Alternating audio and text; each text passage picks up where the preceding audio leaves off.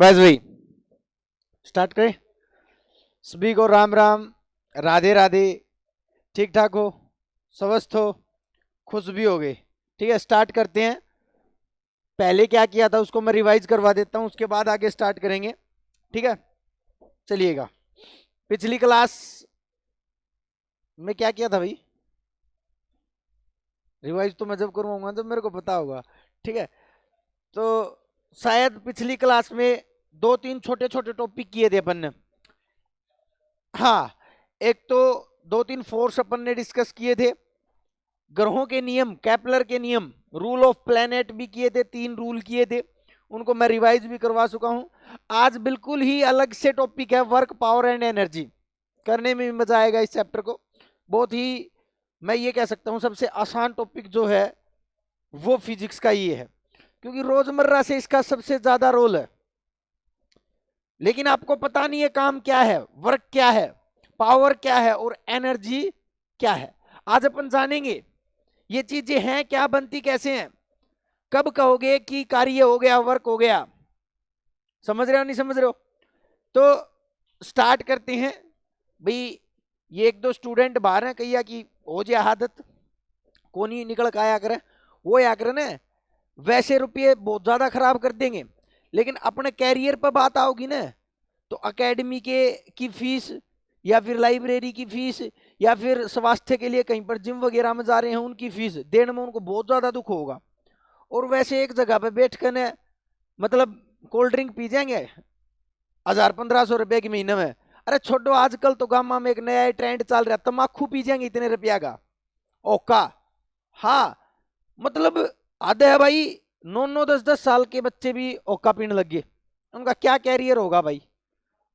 कुछ भी नहीं होने वाला उनका।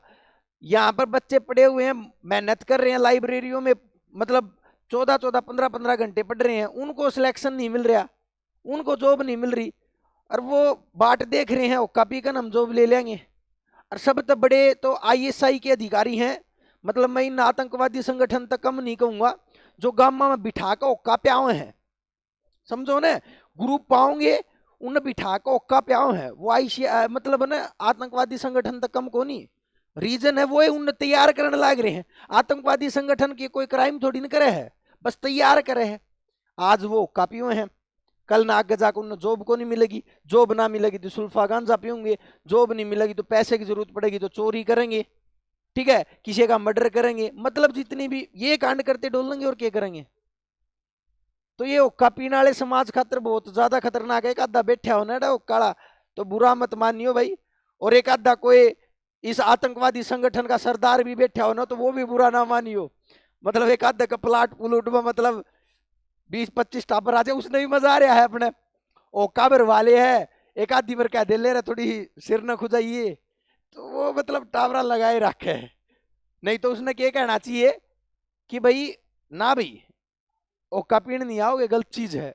वो क्या ना गलत कहेगा, वो तो 9-10 साल का टाबर ने बुला होगा, आजा आजा पी ले ओका, ले ओका पे दूं, थोड़ा सिर सार खुजा देगा वो मेरा। ठीक है, तो टाइम पे अच्छे से कर लिया करो। वर्क, पावर एंड एनर्जी कर लेते हैं, ये जब तभी होगा जब कुछ होगा, पावर होगी या फिर एनर्जी होगी। देखिए स्टार्ट करते होता क्या है, पहले तो मैं वर्बली थोड़ा थोड़ा बता देता हूँ वर्क क्या होता है। नॉर्मली आप कहते हो जैसे कि आपकी मम्मी ने आपसे कही जा बेटा कुछ सामान लेके आ जा, आप गए घूम फिर कर आगे, लेकिन वो आपको सामान नहीं मिला, लेकिन आपने एफर्ट तो किया बट सामान नहीं मिला। आप वापिस आ गए, आपकी मम्मी क्या कहेगी? कुछ काम करे नहीं करे, क्यों? क्योंकि उसका रिजल्ट कोई भी नहीं मिला। तो मतलब काम कब तक नहीं होगा, फिजिक्स की भी यही डेफिनेशन है कि भी जब तक काम नहीं माना जाएगा जब तक उसके पास कोई ना कोई रिजल्ट नहीं होगा। फिर मैं बात करता हूं सर जी ये पावर क्या है, मैं किस दर से किसी काम को करता हूं, कितने समय में करता हूं। मान के चलो एक खड्डा खोदना है, ठीक है, अब वो जो है उसको एक बंदा तो खोद रहा है 10 दिन में और एक खोद रहा है 2 दिन में, तो मतलब उनमें किस में डिफरेंस है? Rate of work, rate of work, कार्य करने की दर उसकी जो है किसकी ज्यादा है? 2 दिन वाले की ज्यादा है, तो वह उसकी पावर है। इधर एक चीज और है, शक्ति, एनर्जी।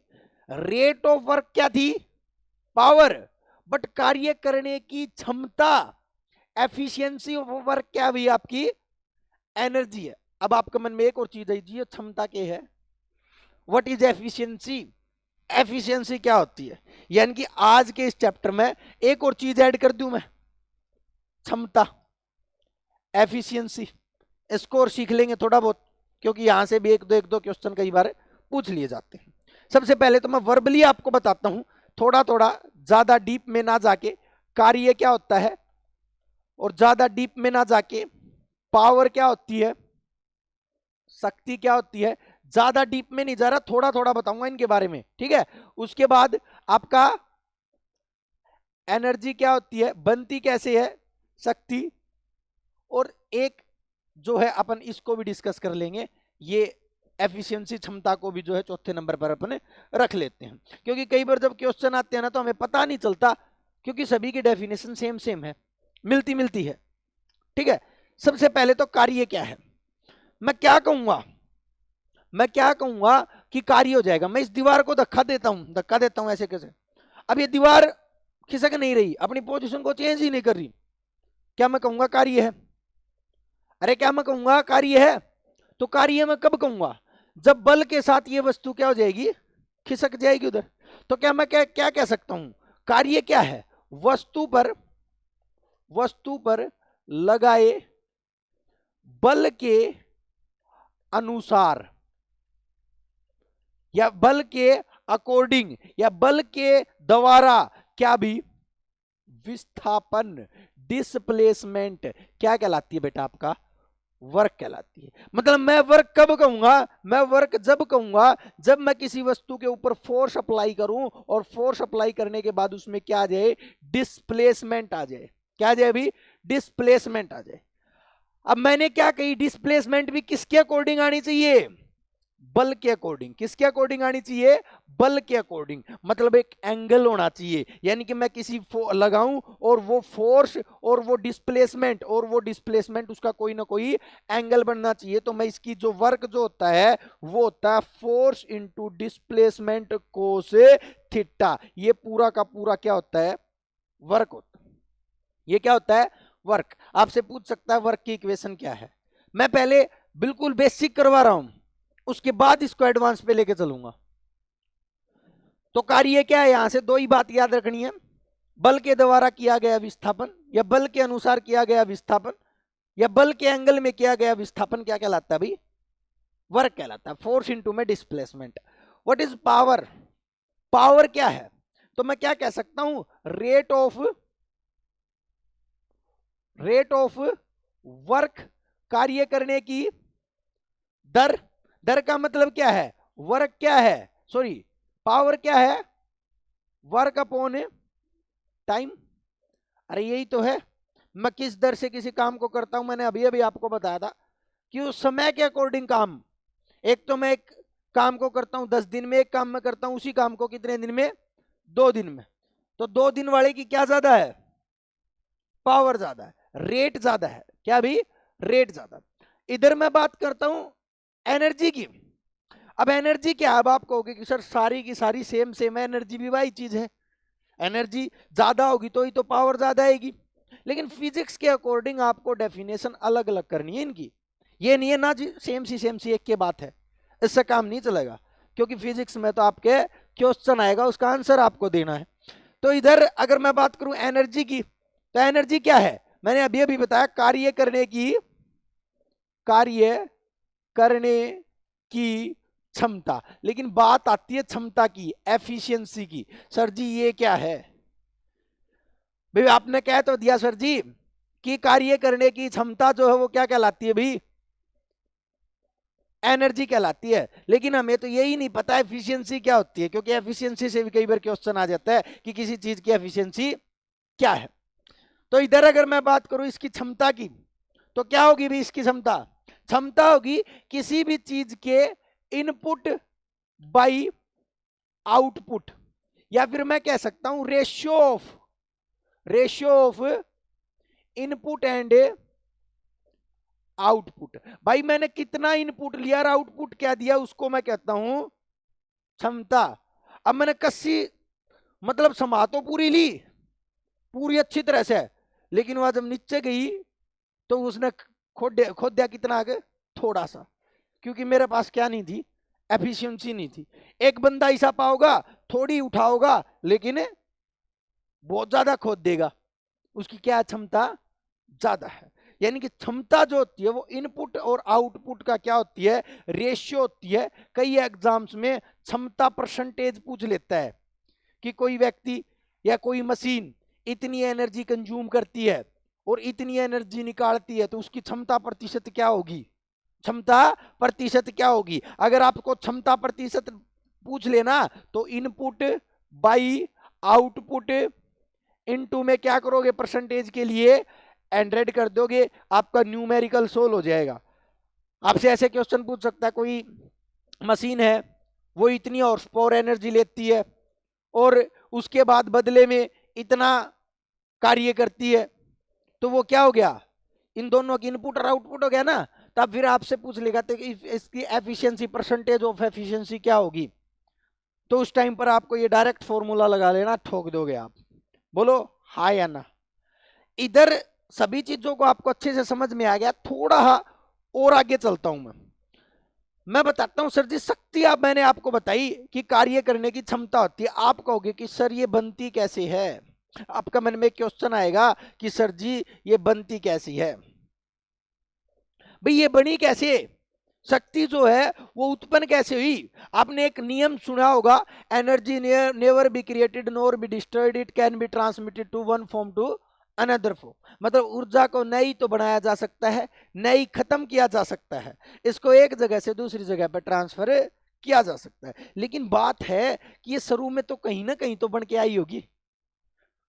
बोलो आया ना। और वही व्यक्ति जिसने एनर्जी को बनाया या फिर एनर्जी के बनने का सिद्धांत दिया, सापेक्षता का सिद्धांत दिया, लॉ ऑफ रिलेटिविटी दिया, जिसका नाम था Einstein, E is equal to M C square. सुना तो होगा ही आपने, आजकल तो बहुत ज्यादा प्रचलित है। एम सी स्क्वायर बो को क्या लगाए डोल है, एम सी स्क्वायर लगाए डोल है। के फंडा इस एम सी स्क्वायर का, ऐसा क्या है इसमें, यो नियम आपने हर जगह पढ़ा होगा, E is equal to M C square. आजकल तो चाय वाला अपने भिवानी में देखा के, उस रोड पर जाइयो, हाँ E is equal to M C square चाय वाला। मैं खुद गया उसके पास, याद है खड़गाते रखी, इसमें ऐसा है कि ये फॉर्मूला क्यों लगा रखा है, नाम क्या रख रहा, क्या E is equal to M C square चाय वाला। ठीक है, तो वो साइंस नहीं पढ़ रहा, वो रूल समझा रहा है किसका, एनर्जी का। वो बताना चाह रहा है कि मेरी चाय में क्या है, एनर्जी है। समझदार आदमी तो समझ जाएगा, क्योंकि ये रूल किसका था, आइंस्टीन ने जो रूल दिया था वो किसका था, एनर्जी का था। चलो इसको थोड़ा ये डिटेल हो डीप हो जाएगा, डीप में करवाऊंगा, मैं मना नहीं कर रहा, लेकिन फर्स्ट फेज में मैं आपको क्या करता हूं, कोशिश बिल्कुल स्लो, मतलब थोड़ा थोड़ा करवाने की कोशिश। ठीक है, अब इसकी सेकंड स्टेज चलते हैं, अपन इसको थोड़ा और जानने की कोशिश करते हैं कि सर जी हमें कार्य का पता चल गया, पावर का पता चल गया, एनर्जी का पता चल गया, बनाने वाला कंसेप्ट मैं आपको समझा दूंगा किस प्रकार से बनती है ये एनर्जी। बोलो हाँ या ना। ठीक है, और हमें क्षमता का पता चल गया, क्षमता को यहीं पर खत्म कर देना, इससे ज्यादा आपसे कुछ भी नहीं पूछा जाएगा इसके अंदर। ठीक है, हाँ उधर आओ कार्य के ऊपर। देखो एक बात बताओ बेटा, इधर देखो, कार्य जो है वो किसके ऊपर डिपेंड करता है, अरे कार्य किसके ऊपर डिपेंड करता है, एंगल के ऊपर डिपेंड करता है। क्या मैं कह सकता हूं कार्य एंगल के ऊपर होगा, यानी कि कार्य एंगल तो अब पॉजिटिव भी हो सकता है, नेगेटिव भी हो सकता है और जीरो भी हो सकता है। तो मतलब कहने का ये है कार्य क्या क्या हो सकता है, पॉजिटिव, नेगेटिव व शून्य हो सकता है। अब आप कहोगे अच्छा जी कार्य भी शून्य हो सकता है, कार्य भी नेगेटिव हो सकता है, कार्य भी पॉजिटिव हो सकता है। अब पहली बात तो सर जी थोड़ा हमें थोड़ा डीप सीखने की हमें अनुमति दो। ये जीरो कब होगा, सर जी ये जीरो जब होगा जब किसकी वैल्यू, थीटे की वैल्यू कितनी होगी भी, 90 डिग्री होगी। कितनी होगी भी, 90 डिग्री होगी। अगर मैं कहता हूं कोई व्यक्ति 50 किलो वजन उठाए हुए 10 घंटे से खड़ा हुआ है, 10 घंटे से खड़ा हुआ है, तो उसका कार्य कितना होगा, जीरो। ये खड़ा है और ये कितना एंगल बना, कितना बना 90 डिग्री, और कितना होगा जीरो। प्रैक्टिकल नॉलेज से भी समझाऊंगा आपको, डायरेक्ट भी समझाऊंगा, वैसे भी समझाऊंगा, ठीक है। वैसे थीटे की वैल्यू 90 रख के देख लेना, कोस 90 लिखना, जीरो आ जाएगा, जीरो जीरो जीरो सारा जीरो हो जाएगा, ठीक है। अगर नेगेटिव कब होगा सर जी? नेगेटिव जब होगा जब थीटे की वैल्यू कितनी होगी भाई? 90 से ज्यादा, 90 से ज्यादा, 90 से ज्यादा अगर थीटे की वैल्यू हो जाती है तो उसमें क्या होगा भाई? नेगेटिव होगा। अब एक सिंपल सी बात सोचो भाई, अभी तो मैंने 100 किलो वजन उठाकर मैं खड़ा था, 100 किलो वजन उठा के खड़ा था, सोच के देखो भाई, हालांकि जीरो ही होगा उस पोजीशन में भी, क्योंकि ना 90 डिग्री बनता चलेगा, लेकिन मैं उसको थोड़ा झुका के चलने लगूं तब क्या होगा? माइनस में जाने लग जाएगा वो, बोलो आया ना, ठीक है। एक वो पहले एक एग्जांपल आता था, 1 मिनट के लिए बता देता हूं। अगर थीटे की वैल्यू 90 से कम होगी, 90 से कम होगी तो क्या होगा? कार्य पॉजिटिव होगा। आप जितने भी कार्य करते हो और जो वास्तव में कार्य कहलाते हैं, हाँ भाई काम कर दिया तुमने, वो कितने एंगल में है?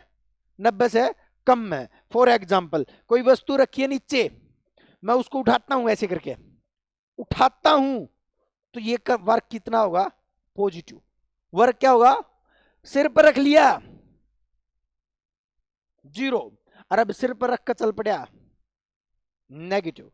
वो एक कुली वाला पहला आया करता, 10th क्लास के एनसीईआरटी में है भी, एक कुली किसी सामान को उठाता है तो पॉजिटिव, सिर पे रख लेता है तो जीरो, सिर पर रख के चल लेता है तो नेगेटिव। अब सिंपल सिंपल तरीके से एक बिल्कुल इसको बिल्कुल पूरा ही कर देता हूं मैं, एक स्लाइड ऐड करता हूं, और स्लाइड ऐड करने के साथ है ना, 1 मिनट के लिए रुकना भाई, मैं 1 मिनट इसकी एक पीडीएफ वो कर लेता हूं, 2-3 क्वेश्चन थे आपके लिए, उनसे आपको सारी की सारी चीजें जो हैं वो समझ में आ जाएंगी।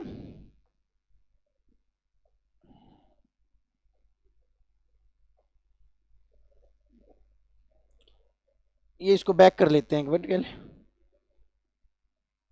सारे ही सेव कर लेते हैं, सेव ऑल, ठीक है। ये लो भाई, देखना भाई,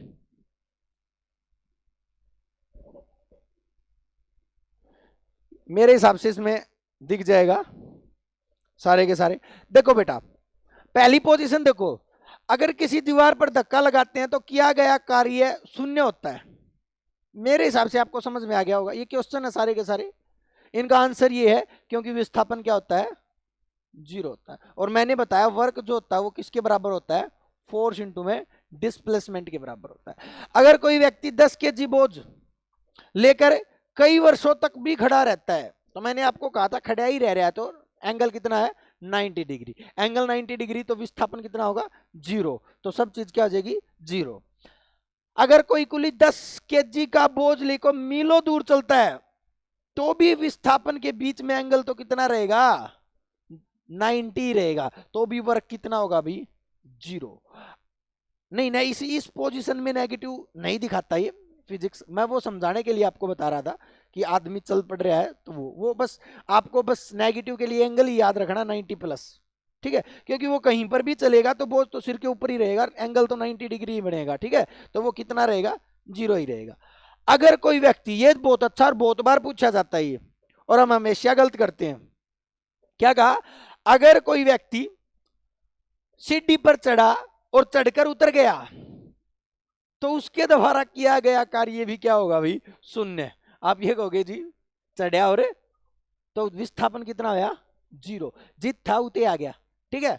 उसके बाद ये मैंने आपको बता दिया, ऋणात्मक, पॉजिटिव और ये वर्क जो है तीनों प्रकार का हो सकता है। जल्दी से ये आंसर कर दो भाई, जल्दी ही। अगर किसी वस्तु पर 10 न्यूटन बल क्षैतिज के 30 डिग्री के कोण पर आरोपित होता है तो वह वस्तु क्षैतिज से 5 मीटर विस्थापित होती है, तो वर्क क्या होगा? वर्क निकालना है भाई, जल्दी बताओ भाई, जल्दी निकालो। देखो फोर्स इसने दे रखा है 10 न्यूटन, बहुत इजी है ये तो, निकाल दोगे। डिस्प्लेसमेंट कितनी दे रखी है? 5। और थीटा कितना दे रखा है? 30 डिग्री, 30 डिग्री। जल्दी करो भाई।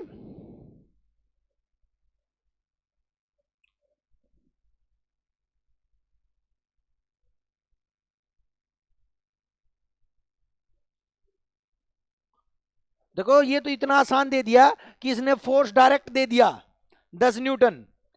अगर मैं इसकी जगह पे होता ना तो मैं ऐसे देता कि किसी वस्तु का मास 10 kg है और एक्सेलरेशन जो है वो 20 मीटर पर सेकंड स्क्वायर है।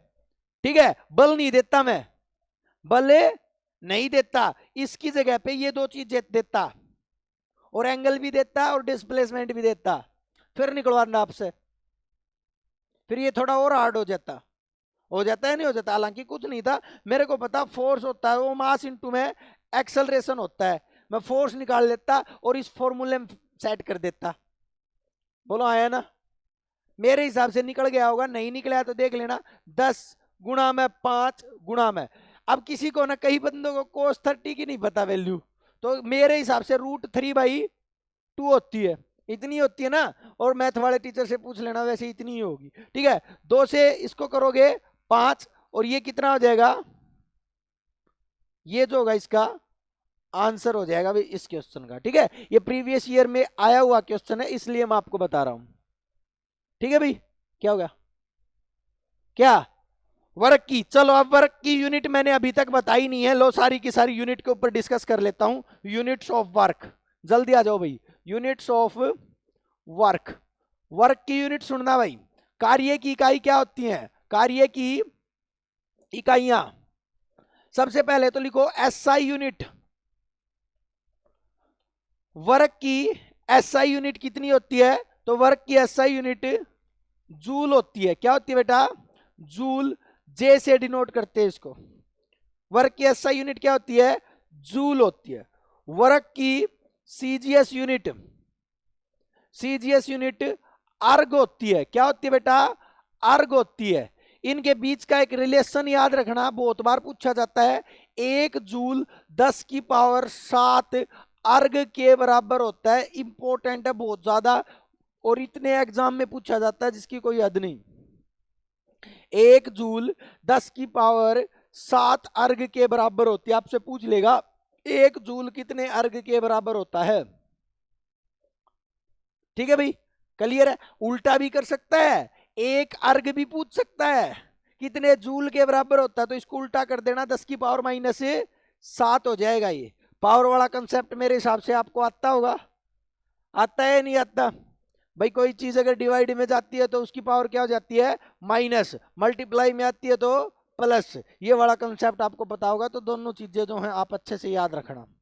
इसकी डेराइव्ड यूनिट भी निकाल सकता हूं मैं, और डेराइव्ड यूनिट से इसका डायमेंशनल फार्मूला भी निकाल सकता हूं, सिखा रखा है। फर्स्ट क्लास जिसने नहीं देखी है वो जरूर देखे भाई, पूरी फिजिक्स में काम आने वाली क्लास है ये, रटते रहना नहीं तो काम नहीं चलेगा।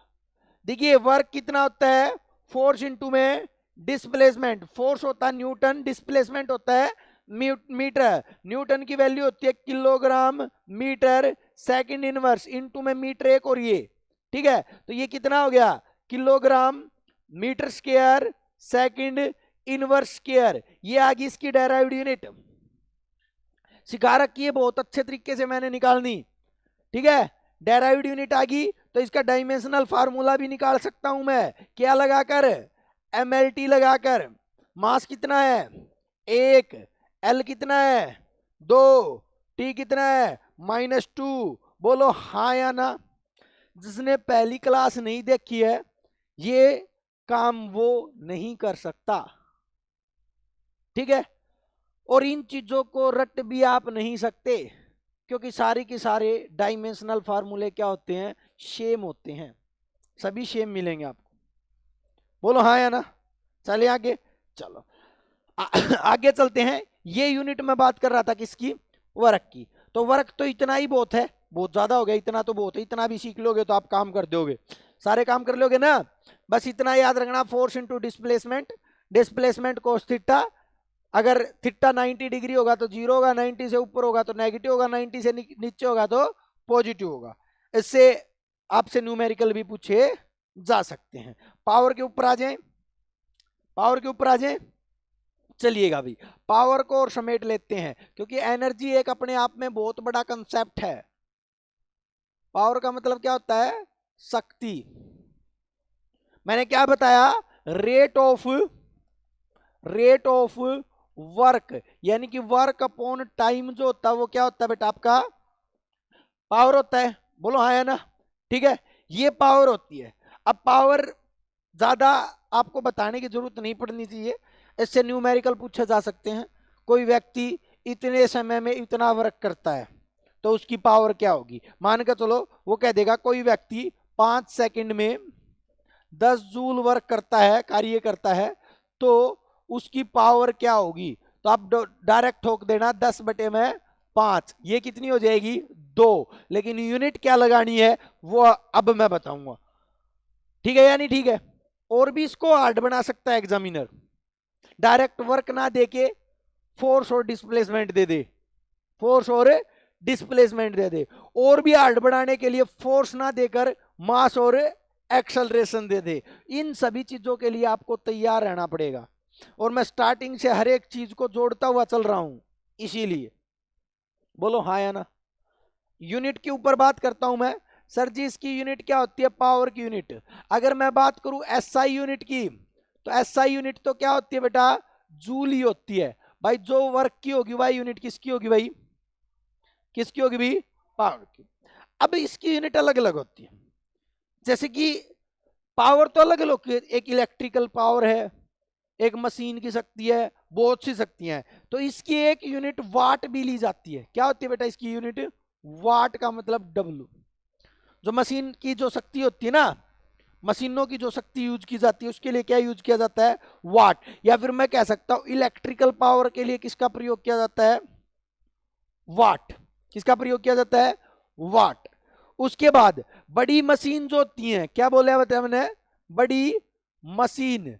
बड़ी मशीनों के लिए हॉर्स पावर, असौ शक्ति का प्रयोग किया जाता है। किसका प्रयोग, असौ शक्ति। आपने देखा हुआ ट्रैक्टर इतने हॉर्स पावर का भाई, इतने एचपी का है, जेसीबी इतने एचपी की है। यानी कि बड़ी बड़ी मशीना की जो शक्ति पावर जो है वह ना तो आप वाट में निकाल सकते और ना आप किस में निकाल सकते, जूल में। भाई जूल मत करियो इसकी एसआई यूनिट, इसकी एसआई यूनिट वाट ही करियो। हाँ इसकी एसआई यूनिट वाट ही करना, क्योंकि जूल में कभी आएगी नहीं, शक्ति कभी जूल में आएगी नहीं, ठीक है। हालांकि हो सकती है, क्योंकि जो चीज वर्क की है तो वर्क की जूल हो सकती है, मना नहीं कर रहा मैं, लेकिन ये करना वाट ही, ठीक है भाई। अगर मैं बात करूं बड़ी मशीनों की शक्ति तो किस में यूज की जाती है, हॉर्स पावर में। ये कंसेप्ट बहुत जरूरी है भाई, बहुत बार आता है। एक हॉर्स पावर कितने वाट के बराबर होता है, 746 वाट के बराबर होता है। पता नहीं कितनी परीक्षाओं में ये क्वेश्चन पूछ लिया जाता है, बहुत इजी क्वेश्चन है, बट पूछ लिया जाता है तो पूछ लिया जाता है। बोलो हाँ है ना। चलिए आगे चलिएगा। उसके बाद और भी बहुत सी शक्तियों की यूनिट है, उनको अपन डिस्कस नहीं कर रहे हैं, अपन अभी अभी के लिए डिस्कस नहीं कर रहे हैं। न्यूमेरिकल यहां से पूछे जा सकते हैं, किससे भी, पावर से, ठीक है। एक आधा न्यूमेरिकल अगर ट्राई करके देखो तो मैं 1 मिनट रुको, मैं न्यूमेरिकल बोल देता हूं एक, अच्छा रहेगा न्यूमेरिकल।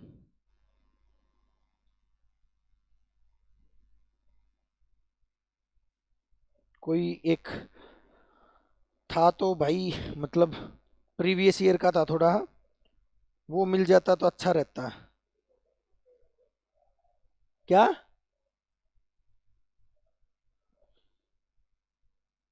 1 मिनट रुकना भाई।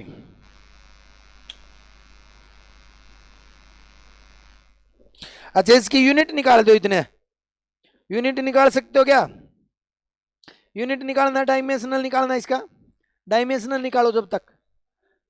डेराइव्ड यूनिट निकालो, डायमेंशनल सेम कैसे होगा, टी रहा नीचे -3। हाँ निकालो, मैं वो न्यूमेरिकल देख रहा था, वो मिल ही नहीं रहा भाई।